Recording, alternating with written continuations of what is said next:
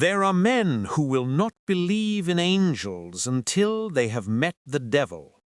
The modern world, having locked away its saints in museums and its sinners in hospitals, believes that every ghost is a symptom and every sin a disorder. Yet man has always known that evil is not merely an infection of the mind, but a mystery of the soul. Tonight's story descends into that most perilous of experiments, the attempt to diagnose damnation. A physician of the intellect finds himself in the company of one who claims not to be mad, but possessed. And the doctor, armed only with psychology, discovers that some diseases do not flee from reason, but feed upon it. This is Possessed by the Devil, one of the most haunting tales of the CBS Radio Mystery Theater, presented to you as part of Chesterton Radio's Best of CBSRMT Radio Mystery Theater presents...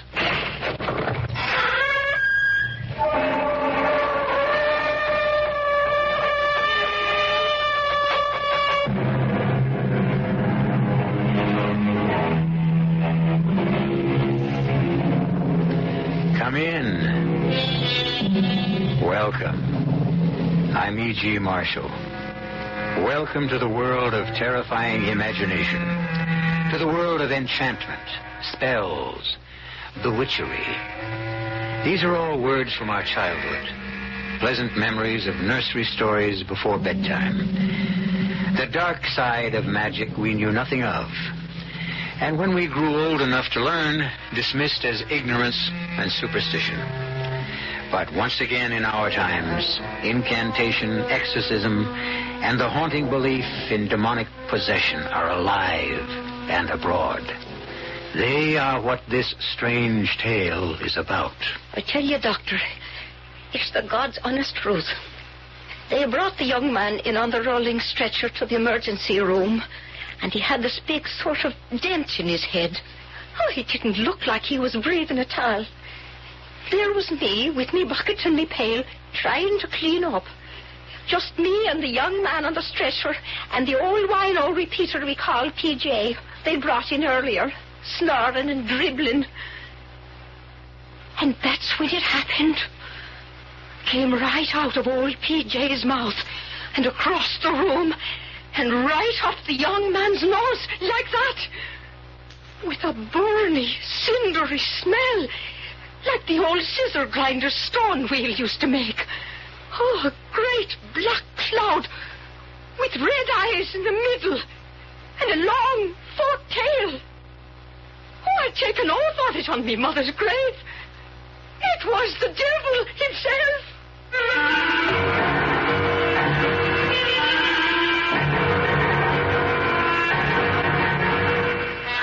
Our mystery drama, Possessed by the Devil, was written especially for the Mystery Theater by Ian Martin and stars Donald Buca. It is sponsored in part by Contact, the 12-hour cold capsule, and Anheuser-Busch Incorporated, brewers of Budweiser. I'll be back shortly with Act One.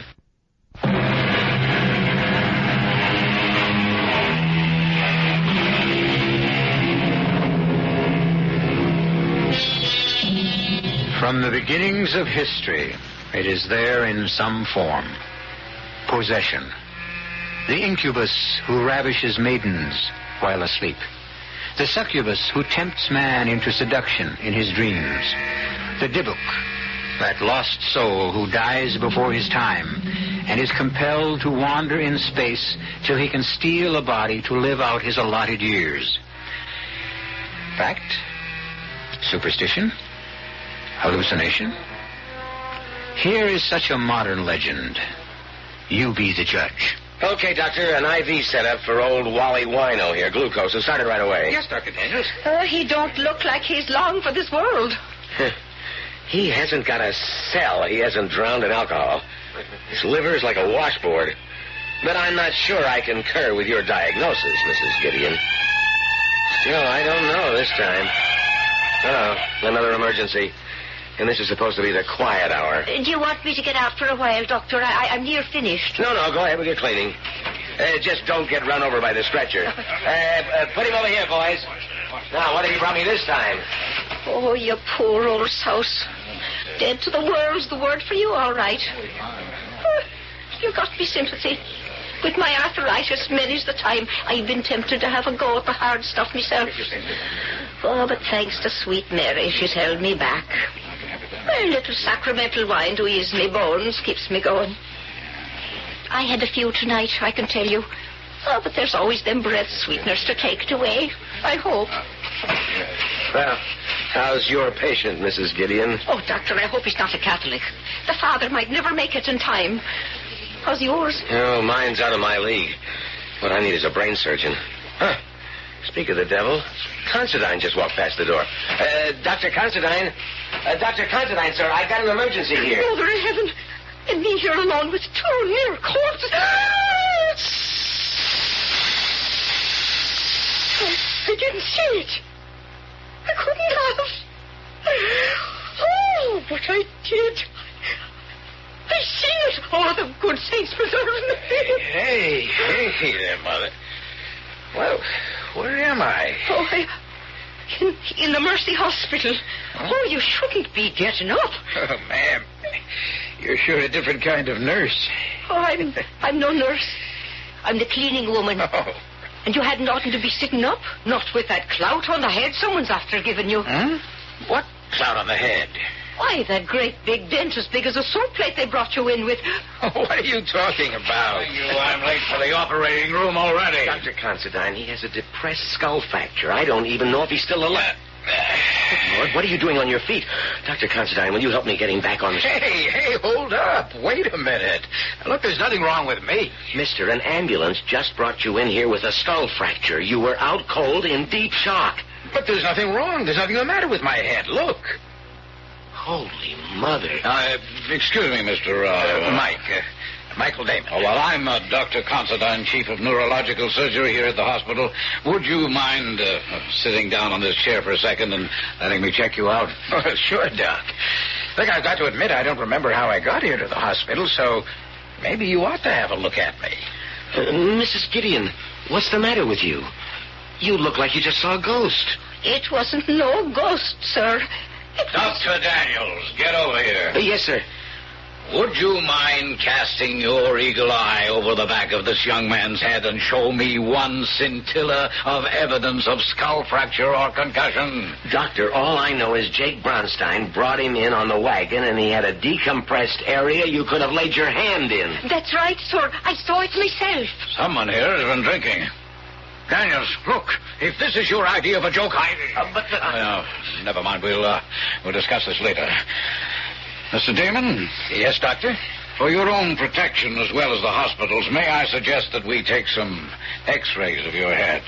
Oh, nurse. Yes? You can let Dr. Daniels take over on the IV with the old man. And we'll, Mr. Damon, straight to x-ray. I want a full set of head plates. Yes, Doctor. Now, Mr. Damon, there are a couple of questions I'd like to ask you. Excuse me, sir.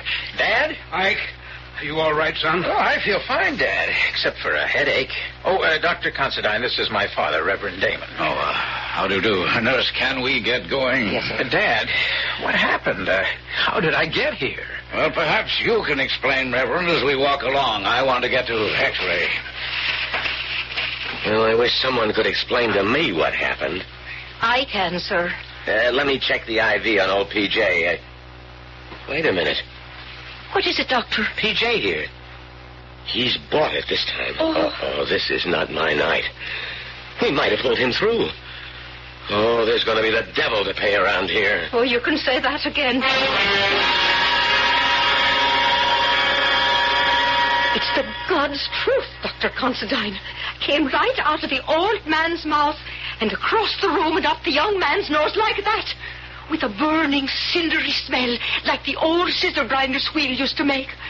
A great black cloud with red eyes in the middle and a long forked tail.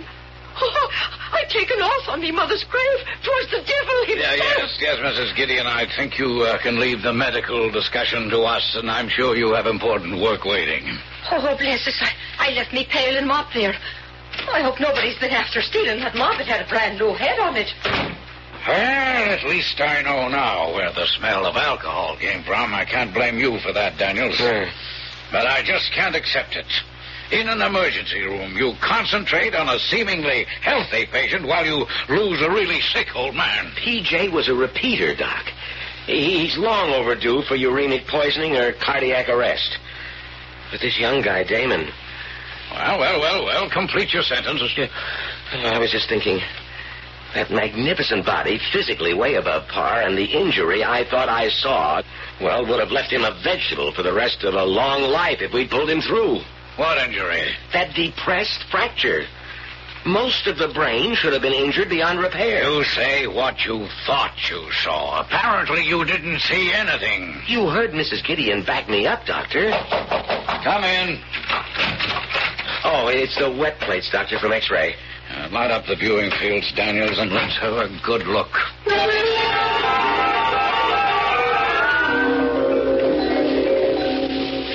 Satisfied? Well, sir... Oh, somebody gave him a knock on the head, all right. There's some exterior evidence of that, but of any fracture? None I can see. Well, you're the doctor of record.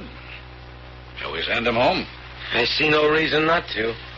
Okay. Now I'd better get up to OR.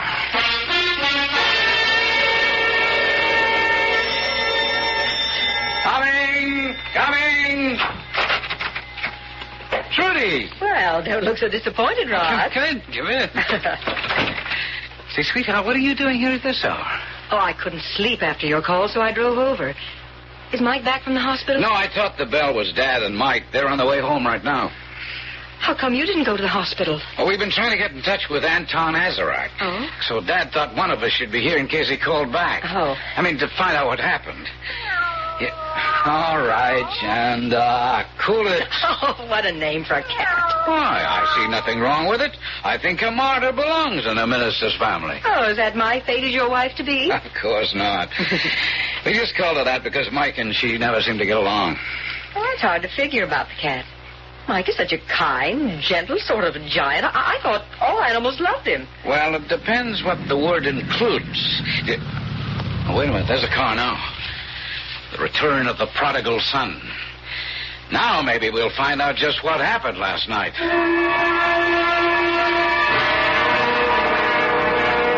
And that's honestly all I can tell any of you. You were making a fresh fire in the fireplace at 5:30 in the morning and straightened up too fast and knocked yourself cold on the underside of the mantelpiece? Well, what other explanation is there, Rod?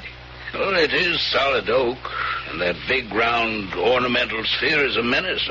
I've regretted it every time I've bumped my own head on it. Yeah, but, Dad, you never hit your head hard enough to knock yourself cold. Mike, why were you making a fire at that time in the morning? Well, I wasn't actually making one. I was replacing one. Professor Azarak was with me last night, coaching me for an exam I have coming up, and, well, he got cold. Oh, come on. It wasn't cold enough for a fire last night. Well, maybe when you went to bed, but we were up all night. And the professor's a pretty old man. What were you doing up at that hour in the morning, Dad? I really don't know. Something woke me, and I... Are you all right, Reverend Jace? Excuse me, Trudy, dear. Yes, I'm fine. I'm just recalling that moment this morning. How vivid it was. I was startled out of the depths of my sleep to wide awakeness. I had a vision of Mike surrounded by flames. It was so real, I even said a little prayer. Then I hopped out of bed, went to the window. It wasn't very dark anymore. And looking across, I could see that all the studio lights were on and the front door open. Well, I thought I'd better go and have a look. And when you got there, you found Mike on the floor unconscious? Yes. Lying on his face, white as a sheet, and deathly cold. Oh. Yeah, but what made you call the hospital? It's not like you to panic. Well, I realized that, but the back of his head looked as though he'd been felled by some superhuman mailed fist. It was all bent inward. I thought the hospital said Mike was all right. Oh, I am, Trudy. A clean bill of health. Nothing to worry about. My fault. Must have been an illusion, of course. Well, I think if the Inquisition is over, I'm going to make up on some sleep. Oh, that damn cat! I've forgotten about her. Will you keep her in there away from me? What's the matter with her? Been a very strange night and morning, and I have a hauntingly uneasy feeling. You mean about Mike? About Mike. I hope the hospital was right to give him a clean bill of health. He doesn't seem himself at all. Not at all. Hello. Azarek? Michael. What the hell happened last night? Okay, not on the phone. I'm going to rest now. But you be sure to be here tonight.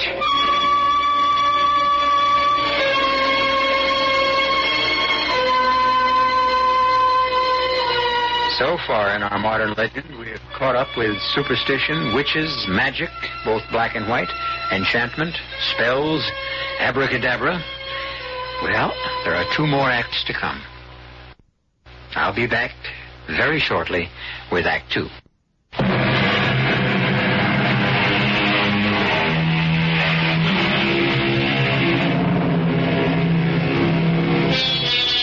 A young man hospital with a depressed fracture of the skull, which should have mangled his brain. A chronic drunken repeater back in emergency on the edge of fatal acute alcoholism. And an aging cleaning woman who thought she saw a malign spirit pass from the drunk to the young man. Now, apparently in full health, we'll be able to appraise just how healthy the young man who made his remarkable recovery is. You right there? Professor Azarek, please come in. Must you be so formal? After last night and today, I'm taking no chances. Maybe with your superior intelligence, you have no worries about our abortive attempt at Satanism. But I have. Look, I was the victim, and since a crack on the head denied me any knowledge of what happened, I'm only hoping you can give me the straight goods. The straight goods. A peculiarly inept term for what we are engaged in, my brother in Satan. Damn it, it's not a deal in semantics, Anton. Now, what happened after I summoned up the fiend? I mean, how did you escape, and how could I have been harmed? As long as I was safe in the magic triangle within the circle. I warned you to keep your feet still. If you touch any part of the circle itself or the triangle within it, you are at the mercy of all the devils in hell. And if I'd known what I was getting into when I picked your philosophy course, I'd have quit. You made the mistake of not realizing how vulnerable your soul was as the son of a minister. All right. I'm not crying over what happened. I just want to know what it was. Now, where was I? By the fireplace, lying prostrate. The way you fell after he hit you. Who hit me? The devil you summoned. But where did he appear? Outside the circle here. The inner or the outer? Beyond the outer, of course. There was water scattered between the circles, and the wolfsbane scattered through it. And within the circle, you had the brazier burning. Everything as you ordered it and arranged it. Yes, but... But what went wrong? Your ego. My ego? What does that mean? You lost your head. Or at least almost did. This was a simple experiment by someone who seemed a true psychic to raise a minor antichrist. The motive was strong enough to create belief, or at least the hope of belief. You wanted a familiar to procure your brother's woman for you. The shall you were to call forth. Why did you call on Ashtaroth, a giantess beyond your control? I don't know. Look, do I have to explain? No. Ever since you became my disciple, you told me that you have lusted after the woman your brother brought home as his bride. The only thing I've never been able to take from Rod whenever I wanted. When you finished the incantation and summoned Ashtaroth, I thought the house would come down about our ears. The earth rocked like the San Francisco quake. And suddenly she stood without the circle, a huge figure in chainmail and medieval armor. Meddler and slave, she said. How dare you summon me for your petty desires? Learn this lesson once, if not for all. Turn your face from me in shame. And as you turned, she reached out with her mailed glove and struck you on the top and back of your head. You dropped like a stone. Across the magic circles? They weren't designed for major devils. You swore no presence could cross them. Nothing but her arm and her fist. But it's 5 feet from that outer circle to the center of the triangle where I was standing. I told you the circle was for lesser demons. What happened after she struck me? The spirit disappeared. The room was clogged with smoke. I opened the door to let it out and came back to you. You had fallen almost into the fireplace. I pulled the rug back, arranged the furniture as best I could, and fled. I thought you were dead. Oh, I'm alive. Yes, but it's not possible. When I left you just before sunrise, you were dead. What witchcraft can do, it can undo. Whoever and whatever I am, I'm alive. Make no mistake about that. Goodbye, Anton. I don't need you anymore.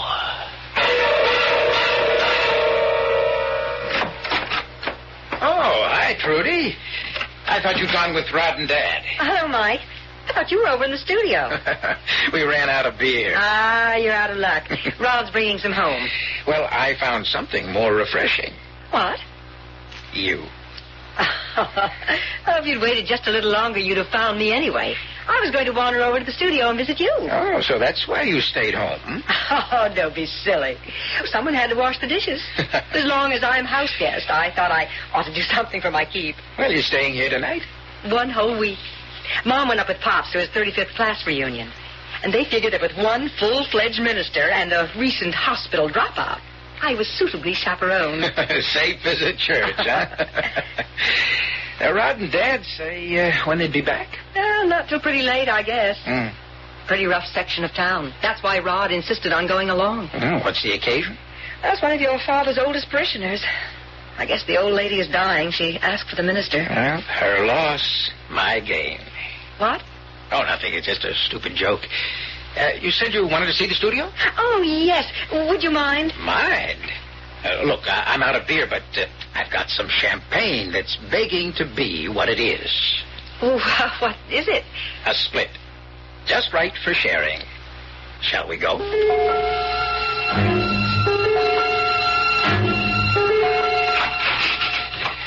Well, won't you walk into my parlor, said Beelzebub to the flies. Oh, no, what's that supposed to mean? That is the advantage of a classical education. Beelzebub, god of the Philistine city of Ekron. You know, he was known as the Lord of the Flies. Why? Well, now, there you've got me. Oh, he sounds horrid. Well, he wasn't very popular with Christians. In fact, they called him the Prince of Devils. Lord of the Flies. Ooh, it gives me the creeps. Here's something to chase your creeps away. Oh, I don't want that, Mike. It goes right to my head. Oh, just a sip.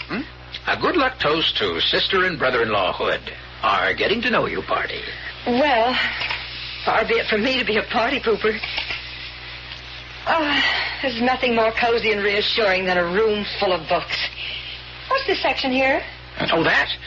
That's the main reason I needed Dad's particular library, since my exam was in metaphysics. The Black Arts, The World of Witches, Essentials of Demonology, The Satanic Mass. Oh, it's a strange collection for a minister. And it's always good to know your enemy. You know, Dad's quite an authority on the devil and his work. And you? Are you thinking of becoming a minister, Mike? Me? No. Perish the thought. No, my philosophy is too easy for that.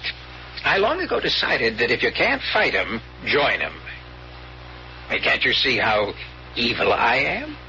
Tempting you with spirituous beverages, coaxing you here to my lair, and now, having anesthetized my prey, making ready to spring. I don't think you're being very funny, Mike. Oh, is this where you hit your head?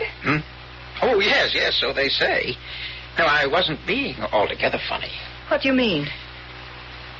Trudy, have you any idea how jealous I am of my older brother? Of Rod? Why? A month ago, or whenever it was, they turned up with you.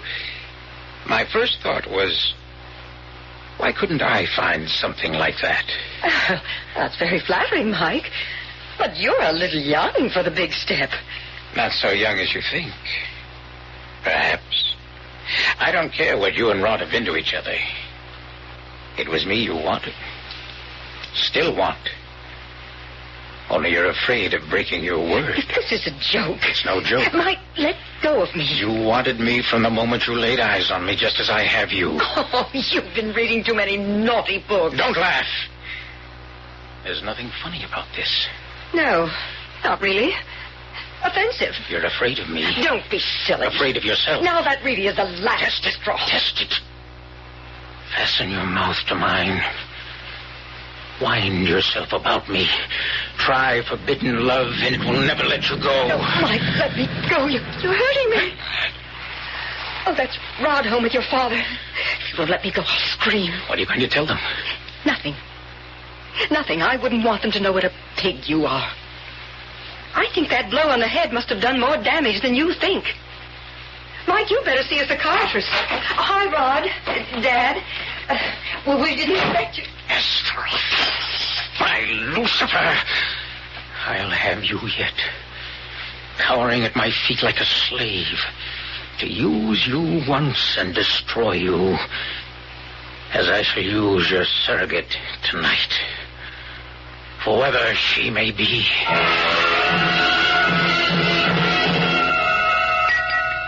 Oh, dear. How blessed you. What, Reverend Damon? Just something that happened to a girl on the other side of town. Let me see. Rachel. Awful. Well, you got me going. You too, John? Well, since you can't read, I'll read it to you. The body of Elizabeth Migler, 21, was discovered in Marsden Park today by a passerby. Although it was later determined the girl had been raped, the strange features of the case are that she was not robbed, and as though by some ferocious animal, tooth marks showed that her throat had been literally ripped to pieces. Good Lord. Where is Marsden Park? Clear over the other side of town. When did it happen? Night before last. Morning, all. I hope breakfast is all ready. I'm famished. What's wrong with that cat? Oh, it's beginning to bug me. A lot of things are beginning to bug me. What'd you say, honey? Nothing, Rod. I don't think I'll have any breakfast this morning. I don't feel like eating. No, Rod, please, don't come with me. I'd rather be alone. Lovers' quarrel? Look, will you just fake out, brother mine? It's none of your business. For Trudy's sake, for everyone's sake, would that it were. But, unfortunately, we know better. Or do we? The crime happened miles away, and the devil that may possess Mike is there only on the evidence of a tipsy charwoman. Who summons the devil never calls for him in vain, and once met, few are lucky to get rid of him again. I'll return shortly with Act 3.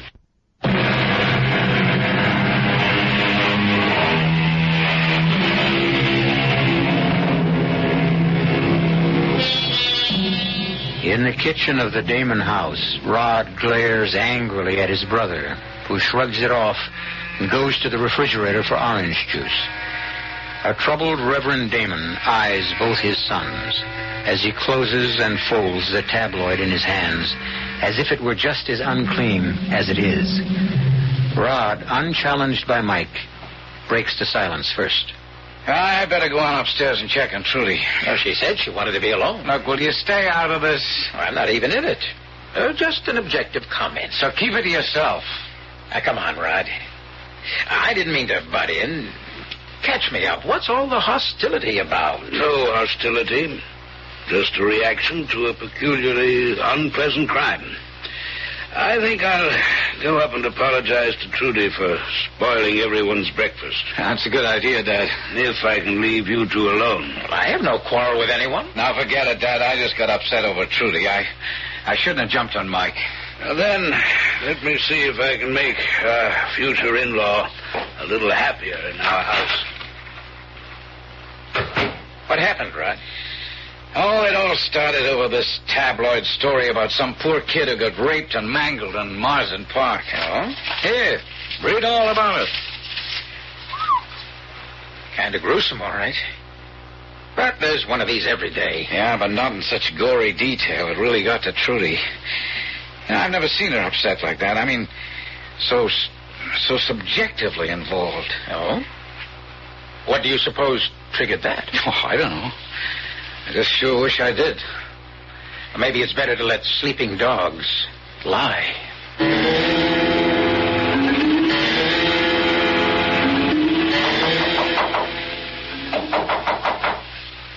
Who is it?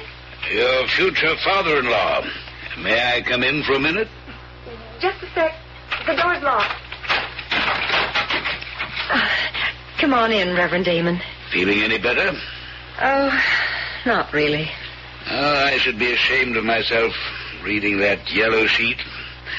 I like to think it helps keep my sense of balance, but maybe I'm just a seeker of vicarious excitement. Like that rather complete collection on Satanism and the occult that you have in your studio? Ah, you noticed that, did you? Night before last, when I was over there with Mike while you and Rod had gone to see your old parishioner who was dying. Did she? As a matter of fact, no. She made a remarkable recovery. Oh, really? Well, you looked so sort of worried when you came home. I thought she... I was worried about you, Trudy. And Mike. Why? You, because I knew you were upset about something. Well, you can't be a minister for over 40 years without learning to read something about people. And Mike? Mike is an enigma to me since I brought him back from the hospital. A rather terrifying thought to realize I've lost contact with my own son.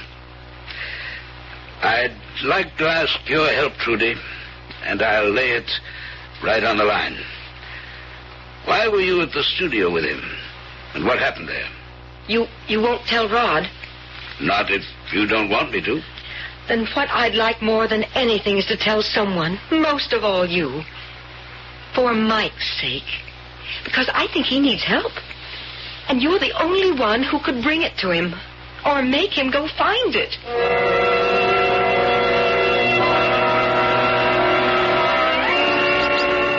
Well, Reverend Damon, this is a pleasure. I'm on my way to a class. Can we talk as we cross campus? Yes. Just, what is the name of your course that Mike is taking? Philosophy. Perhaps more specifically, metaphysics. Rather freewheeling. I mean, it's advanced, and we spend more time on the perimeters than we do on the core subjects. Just what were you and Mike up to that long night before his injury? I was coaching him for an examination. An examination in what? On what subject? Why, the class I teach, general philosophy. And you left before Michael was hurt? Oh, good Lord, yes. Would I have left the boy if he were injured? Would you have fled the scene unless you were up to something dark and vile enough to stain your reputation? I am sorry your boy was hurt. I had no part in it. And I resent your holier-than-thou accusations. If you'll excuse me, I have a class waiting for me.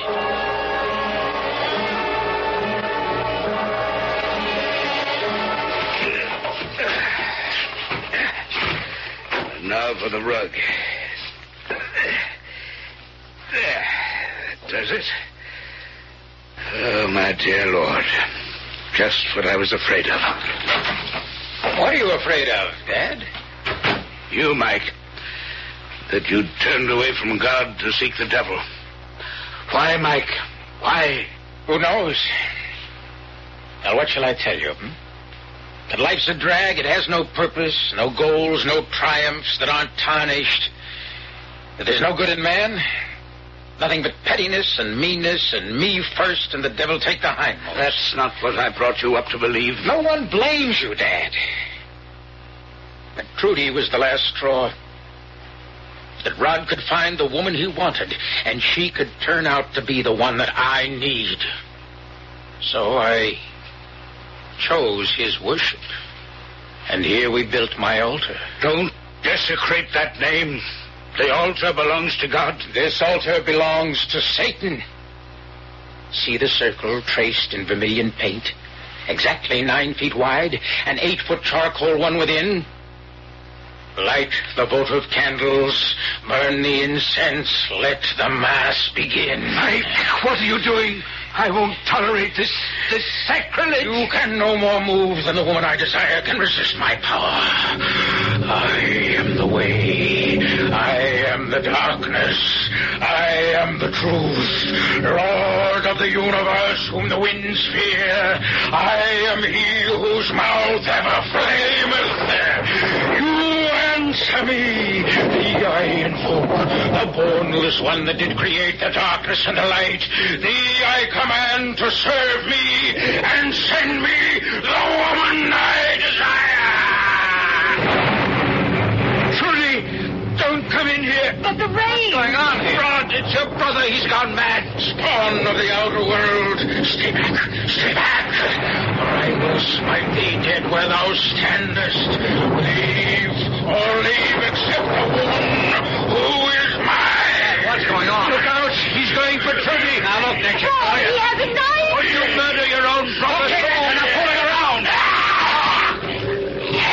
But you know I could always take you. Oh, Rod, I hope you haven't hurt him too much. Oh, don't worry, baby. He always had a glass jaw. He had something more perishable than that.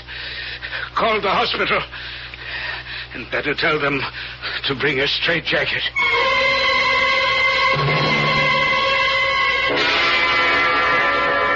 The top of the night to you, Mrs. Gideon. And what's that wee bottle in the paper bag? A little poteen? Nothing of the sort, Dr. Smart-Aleck. That's a noggin of holy water blessed by me own Monsignor, which I carry with me when I come near this place ever since 3 days ago. What happened to old P.J.? Did anyone ever turn up to claim him?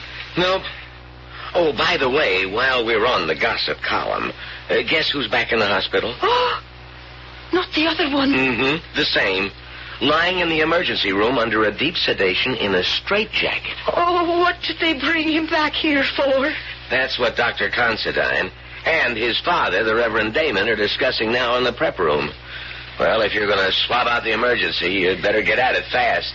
Well, I'll tell you something, Doctor. If I'm to be there and alone with that devil, you'll never see emergency this clean again. For I'm adding the Monsignor's holy water to me pail right now, just in case. Of course, we'll run every neurological test in the book on him under the circumstances, Reverend Davin. I'm not sure it will do any good. I'm afraid the trouble is psychiatric. Well, it has to be one or the other unless we're to accept Mrs. Gideon's diagnosis of possession. Mrs. Gideon? Oh, I remember now. She was one of the people, like the intern, who remembered that they thought they saw considerable skull compression. Which never existed, believe me. Just an illusion like Mrs. Gideon's. What was Mrs. Gideon's illusion? Well, I'm afraid she'd had a drink or two, and she had some wild story about a black devil streaming out of an old dipsomaniac who was also in the emergency room and being sucked up through your son's nostrils. I'm really even embarrassed to mention such nonsense. Come in. Excuse me, Dr. Considine, but the patient is coming too. Mr. Damon? Yes, sir. He's still in the straitjacket. I think, Reverend, if you don't mind, until we see what state he's in. I don't mind. You might as well both know that the police are by now well aware that my son was responsible for the violent death of a young woman the night before last while under the possession of whatever devils or devil owns him. Shall we go? By Nergal and Towers and Belphegor, no one can hem me in. I am Enlightened, Lord of the Flies, and your bonds cannot hold me! Good Lord, he's out of the straitjacket. I'll get help. What's going on here, Mrs. Gooding? Oh, the Lord preserve us. It's the devil incarnate. Oh, stay away from him, Doctor. He'll burn you to a crisp with his fiery breath. All of you, stay away from him. Leave him to me. Michael, my son. Call me not by that filthy angel's name. Stay away, old man, for I carry death in my hand as a sword. Michael! I warned you. Oh, you minister man of the cloth. Get back! Get back!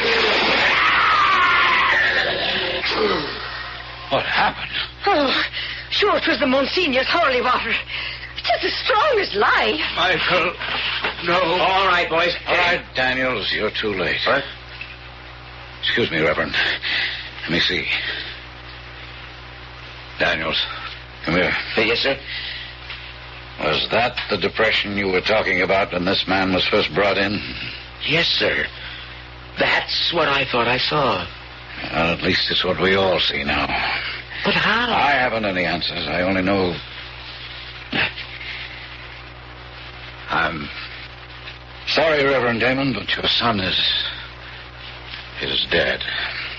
He hasn't been my son since his first visit here. The mercy of God is that whatever possessed him died with him. Thanks to this lady here. Oh, if I hadn't had the holy water, oh, the Lord does move in mysterious ways. Don't he, Reverend Sir?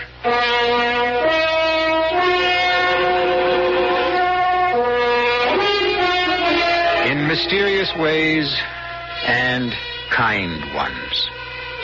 What a field day the Reverend Damon's tabloids might have had if Michael had ever come to trial for the death of that poor innocent girl. Innocent. Perhaps that's the theme of this dark history. If Michael had been less innocent, and had had the guts to be less self-interested and bored, how different his world might have been. But that's the answer, isn't it? We all make our own world. We can't rely on anyone else to make it for us. I'll be back shortly.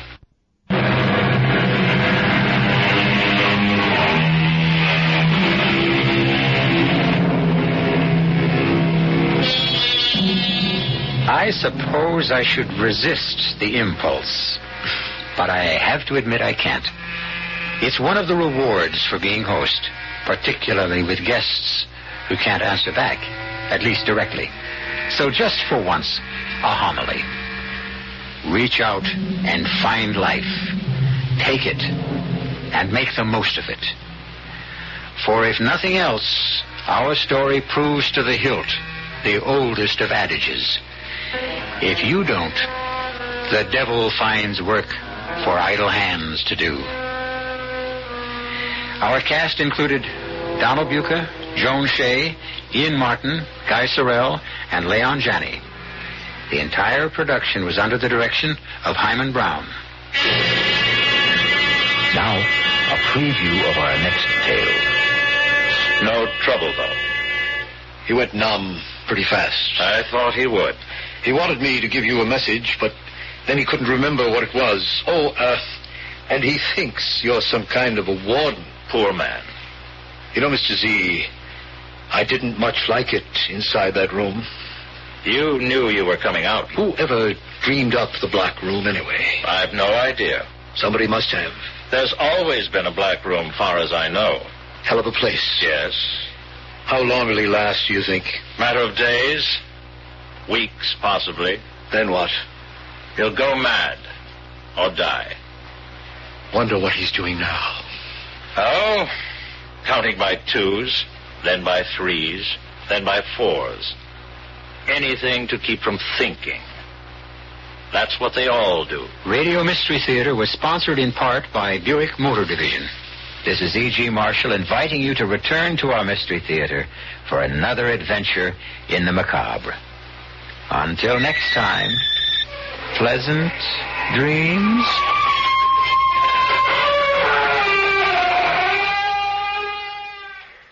The man who met the devil learned that disbelief is not protection, it is invitation.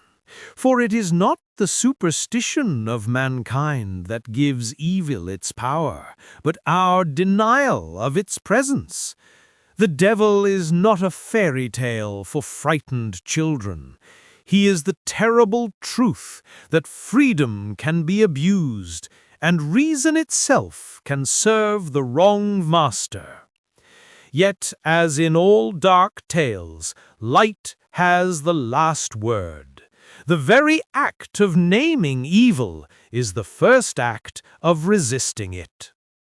This has been Possessed by the Devil from the CBS Radio Mystery Theater, brought to you by Chesterton Radio, where faith meets imagination, and darkness is always answered by a greater light.